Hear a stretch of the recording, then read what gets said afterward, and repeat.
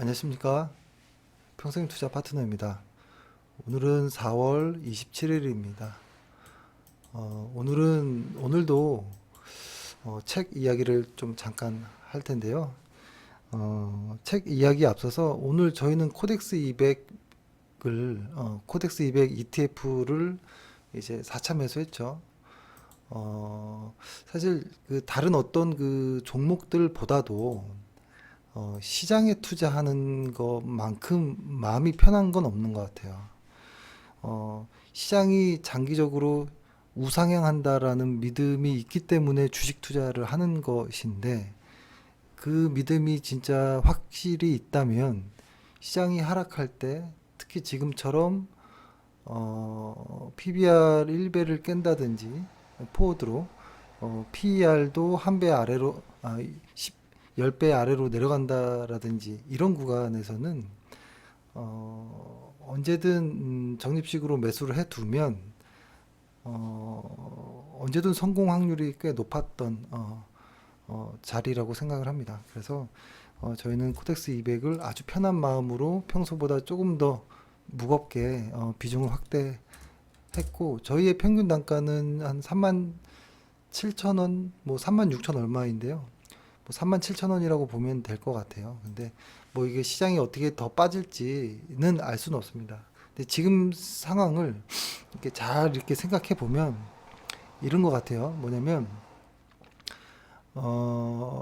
지금 고점 대비 코스피가 20% 정도 하락했는데 이 20%라는 것은 상당히 큰 것이죠. 근데 예전에도 말씀드렸던 것처럼 어떤 경기 침체와 어떤 연준의 긴축 요것이 이렇게 만나버리면 20% 이상 이제 코스피 지수가 하락하는 경우가 많았는데, 지금 상황은 어떤 거냐면 제 생각에는 아직 경기 지표들이 상당히 좋게 나오고 있거든요. 연준의 긴축이 이제 시작된 것이죠. 금리를 올리기 시작했으니까. 그런데 그것은 경기가 안 좋은데 지금 현재, 미래가 아니고 지금 현재는 경기가 혹시 너무 좋아서 물가가 너무 많이 오르는 것 아니야라는 우려로 긴축을 한 것이라는 거죠. 그러니까 경기가 안 좋다라기보다는 너무 좋아질까봐, 너무 활활 탈까봐 긴축을 한 것인데, 시장에서는 어디까지 보냐면 연준의 긴축으로 인해서 혹시 나중에 경기 성장하는 속도보다 긴축의 속도가 더 빨라서 경기가 안 좋아지면 어떡하지라는 우려를 반영하고 있는 것 같아요. 그래서 아마 어떻게 될지 모르겠지만 지금의 하락이 5월 초에 어떤 좀 FOMC의 중요한 어떤 이야기들이 좀 나오면 좀 시장이 조금 진정하지 않을까? 뭐 이런 어떤 희망을 좀 하면서 어, 시장이 어디까지 하락할지 모르겠지만 지금처럼 코스피가 저평가 구간으로 들어가는 구간에서는 코덱스 200을 적립식으로 분할 매수하는 것은 저는 상당히 좋은 성공 확률이 높은 투자가 아닌가 이런 생각을 합니다.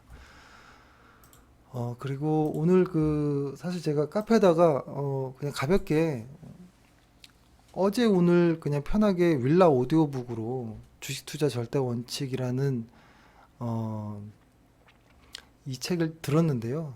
총 시간은 7시간 정도 되는 것인데, 저는 조금 배수를 조금 빠르게 해가지고 조금 더 빠르게 본 것 같아요. 근데 이게 이런 게 있더라고요. 제가 윌라 오디오북을 뭐 광고를 하고 뭐 이런 의미는 아니고, 종이책으로 보면 좋은 책이 있는 것 같고, 이렇게 어떤 좋은 성우분들이 낭독하는, 그러니까 듣는 것이 좋은 책이 있는 것 같아요. 윌라 오디오북을 제가 최근에 좀 많이 듣다 보니까.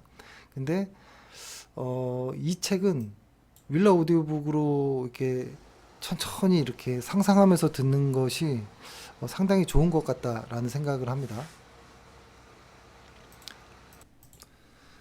그래서 뭐 아마 이 박영욱 대표의 주식 투자 절대 원칙이라는 책인데, 이 박영욱 대표라는 분을 모르는 분은 없을 것 같아요.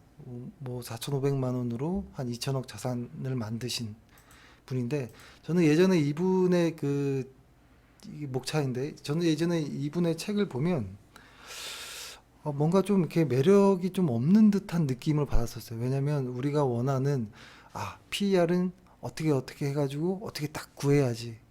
뭐 혹은 뭐 차트라면 어떤 보조 지표로 어떻게 활용해야지. 뭐 이런 내용이 없고 너무 FM 같은 이야기. 뭐 이런 거죠. 뭐 공부 잘하려면 국영수 열심히 하고 예습 복습 철저히 하고 체력도 중요하니 운동도 빠지지 않고 열심히 해야 뭐 이런 이야기처럼 들렸던 것 같아요. 근데 이상하게 시장이 안 좋고 하다 그래서 그런지 몰라도 어제 오늘 이분의 책을 이렇게 듣는데 저는 이번에 상당히 좋았던 것 같아요. 그리고 이분의 책에서 이야기하는 게 뭐 마지막 책이 아니냐라는 말씀을 하신 것 같아서 좀 더 의미 있게 읽었고요.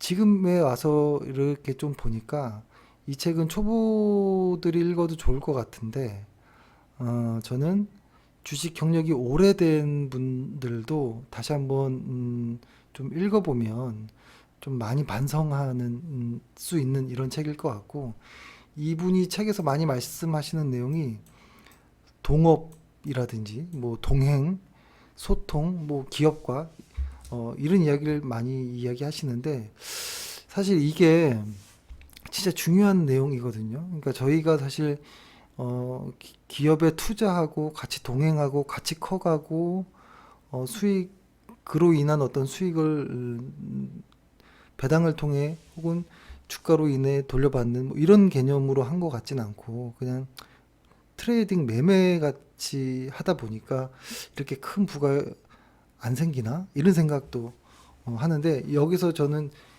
이 동행이라는 것의 의미가 이런 거죠. 만약에 제- 예를 들어서 제가 있는데 제 친구가 만약에 제 친구가 저한테 와가지고 야 우리 치킨집 할 건데 우리 같이 치킨집 할래? 라고 했을 때 제가 이렇게 얘기하겠죠. 나는 지금 시간이 없으니까 너에게 돈을 투자할게. 치킨집 2억이 필요한데 나는 1억을 낼게. 그럼 너 1억이랑 이렇게 해서 하자.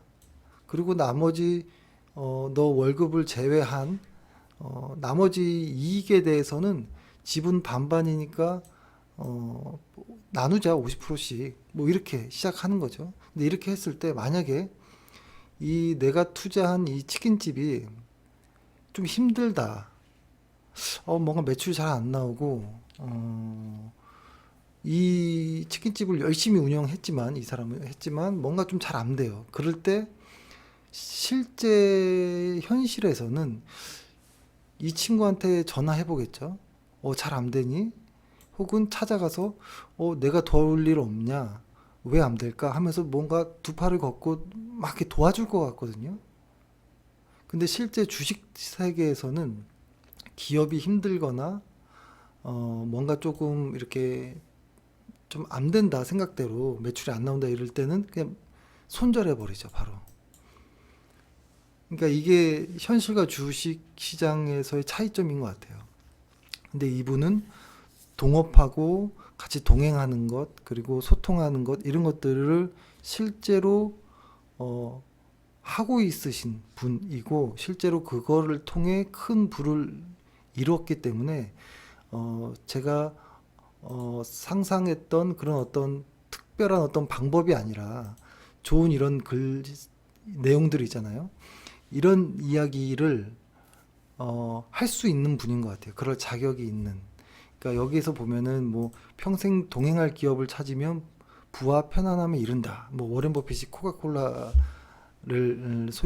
보유하고 있는 것처럼 사실 이게 보통 일이 아니잖아요. 그죠? 이렇게 할 수 있는 게. 그리고 여기서 보면은 좋은 내용들을 이 목차들을 제가 이렇게 하이라이트 했는데 저는 맨 마지막에 이것도 아주 좋았던 것 같아요. 예전에도 이분이 이 이야기를 했던 것 같은데 한 가족 한 기업 갖기 뭐냐면 뭐 저희 집에서 만약에 오뚜기 컵밥이 너무 좋다. 오뚜기 뭐 혹은 뭐 햇반 CJ에서 나온 햇밥이 너무 좋다라고 해보면 우리 가족 모두가 그 CJ제일제당의 어떤 뭐 주주가 되는 거죠. 실제로 투자하고, 그죠? 그러니까 CJ 그에서 나오는 햇밥에 을 먹는 것으로 돈을 그 투자하잖아요. 그죠? 그러니까 이 햇밥을 제가 사 먹기 위해서 제가 이 CJ에다가 돈을 내고 사 먹는 거잖아요. 그러니까 주식을 투자하지 않으면 그냥 돈을 내는 것 소비에서 끝나는데, 실제로 사 먹으면서 주식까지 사버리면 나중에 이것에 대한 혜택이 저한테 돌아오는 것이죠. 그러니까 어떻게 보면 햇밥을 공짜로 먹는 거일 수도 있고, 오히려 햇밥보다 더 큰 어떤 이득까지도 볼 수 있는, 실제로 주식을 소유하게 되면. 근데 그것이 가족 차원에서 우리 가족은 어떤 기업의 주주야, 혹은 뭐 기업을 열심히 뭐 매수해서 아주 비중이 조금 이렇게 꽤 있는 그런 정도의 어떤 주주까지 되어버리는, 이렇게 해버리면, 그러니까 우리나라에서 모든 가게에서 한 가구, 한 집, 한 집당 다 하나씩의 어떤 최고의, 자기가 생각하는 최고의 회사의 주주라면, 아, 우리 한국 주식시장 정말 크게 달라지겠다, 이런 생각도 했던 것 같아요. 이 책을 읽으면서. 근데 이런 이야기들이, 뭐 이런 식의 좋은 이야기들이 분명히 많이 있거든요, 이 책에. 근데 이런 이야기를 할 수 있는 자격이 되는 사람들은 흔하지 않은 것 같다라는 생각을 합니다. 그래서 이 책은 윌라로 한번 들어보세요. 이거 좋은 것 같아요. 그리고 뭐 종이책을 사시지 말라는 소리가 아니고, 종이책도 훌륭한데 저는 이렇게 낭독자가 이렇게 쫙 이렇게 해주니까 너무 좋더라고요. 그리고 이거는 딱 책상에 앉아서 이렇게 안 해도 되고, 뭐 자기 전에 들을 수 있고, 아침에 일어나서 켜서 들을 수 있고, 뭐 설거지하면서 들을 수 있고, 출근하면서 들을 수 있고, 뭐 산책하면서 들을 수 있고, 그런 시간들만 해보면 꽤 뭐 금방 읽혀질 수 있는, 뭐 이런 수 있습니다. 그래서 저희 회원분들 중에 이제 연세가 있으셔서 눈이 아프신 분들이나 책 잘 못 읽어 이렇게 말씀하시는 분이 있는데, 요 윌라 오디오북으로 한번 도전해 보시면 좋을 것 같고, 윌라에는 네, 주식책이 많지 않다는 게 단점이에요. 그래서 주식책은 딱히 이렇게 많지는 않은데, 그래도 이렇게 볼 책들이 있으니까 그게 어딘가요, 그죠? 그렇습니다. 그래서 요 책을 한번 권해드리면서 오늘 방송을 이렇게 좀 짧게 할게요. 지금 사실 오늘 이렇게 책도 보고, 이렇게 시장은 안 좋을 때 저는 보통 책을 많이 보는데, 시장이 안 좋을 때 이렇게 책을 읽는데, 오늘 특히 이제 알림 해놓은 곳들 있죠. 실적 알림들. 실적들이 뚝뚝 알림이 계속 와요. 근데 그 실적들을 확인해 보면 실적이 다 좋아요, 생각보다. 근데 주가는 다 안 좋고 애매하더라고요. 그래서 지금은 어떤 기업의 하나하나의 어떤 이슈라든지 이런 것들이 좀 시장에서 관심을 못 받고, 어떤 매크로 이슈에 대한 어떤 이슈 때문에 시장이 침체되어 있는 거거든요. 근데 이런 구간은 매도하는 그런 자리는 아닌 것 같아요. 시장이 안 좋은 것이지 기업이 안 좋은 게 아니거든요.